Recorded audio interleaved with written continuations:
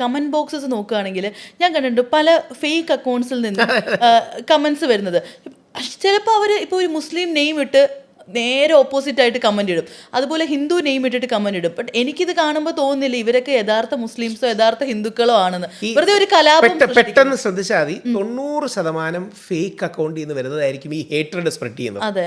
രണ്ട്, ഇപ്പോൾ എനിക്ക് തോന്നുന്നു ഏത് സിനിമയിലാണ് നമ്മുടെ ധ്യാനും നിവിനും ഉള്ളൊരു സിനിമ ഉണ്ടായിരുന്നല്ലോ, നിവിൻ മറ്റേ ആടുജീവിതം പോലെ വെളിയിൽ പോകുന്നത്, മലയാളി ഫ്രം ഇന്ത്യയിലാണെന്ന് തോന്നുന്നു. അതിൽ കൃത്യമായിട്ട് കാണിക്കുന്ന ഒരു സീനുണ്ട്. ധ്യാൻ, അതായത് ഈ തീവ്ര ഹിന്ദുത്വവാദി ഇസ്ലാമിക പേരിൽ എന്തെങ്കിലും പ്രകോപനപരമായ കമന്റ് ഇടും, ഇതേപോലെ തീവ്ര ഇസ്ലാമിസ്റ്റ് ഹിന്ദു പേരിൽ എന്തെങ്കിലും പ്രകോപനപരമായ കമന്റ് ഇടും.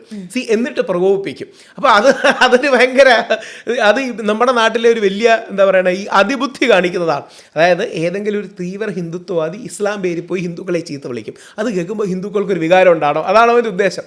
നേരെ തിരിച്ച് ഇതേപോലെ തീവ്ര ഇസ്ലാമിസ്റ്റ് ഹിന്ദു പേരിൽ പോയി മുസ്ലിങ്ങളെ ചീത്ത വിളിക്കും, മുസ്ലിങ്ങൾക്ക് പ്രകോപനം ഉണ്ടാകും. അങ്ങനെ ഒരുപാട്, അതൊരു മനോരോഗമാണ്.